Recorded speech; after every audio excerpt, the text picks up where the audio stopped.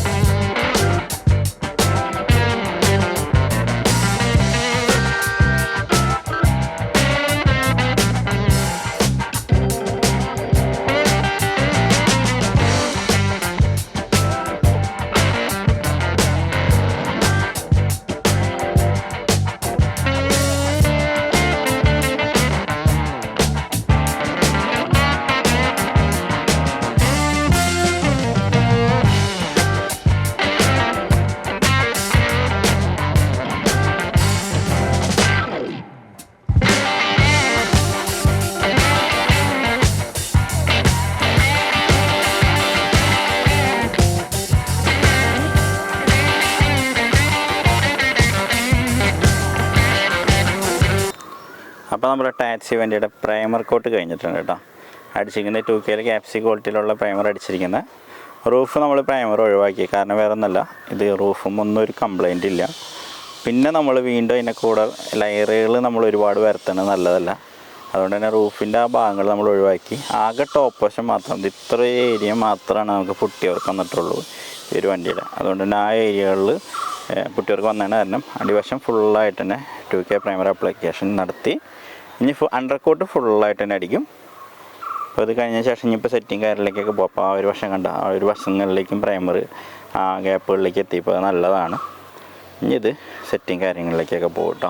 വണ്ടിയുടെ പ്രൈമർ കോട്ടും കാര്യങ്ങളെല്ലാം കഴിഞ്ഞ് പിന്നെ തുടർന്ന് അങ്ങോട്ട് വീഡിയോസ് കണ്ടിന്യൂ ചെയ്തെടുക്കാൻ സാധിച്ചില്ല. വണ്ടി ഫുള്ളായിട്ട് തന്നെ കംപ്ലീറ്റ് ആയതിൻ്റെ ഇടയിൽ നമ്മൾ അതിൻ്റെ സെറ്റിങ്ങും ചെയ്തു, പെയിൻറ്റിങ് ചെയ്തു. ആ ഒരു വീഡിയോസ് നമുക്ക് മിസ്സായിപ്പോയി.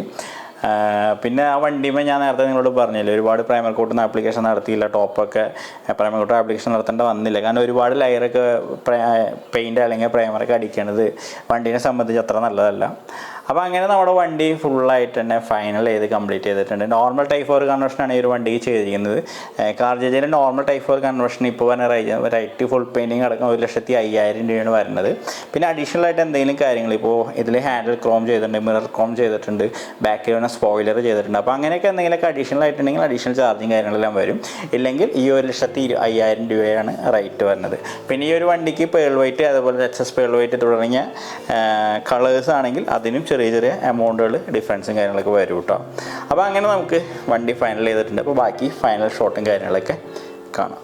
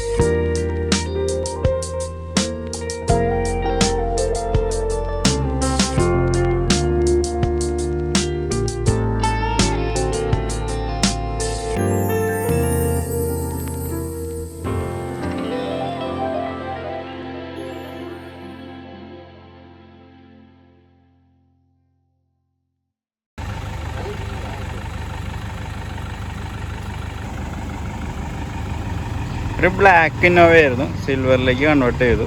ഇപ്പോൾ അത് ഡെലിവറി ചെയ്യാൻ പോകുന്നു കേട്ടോ.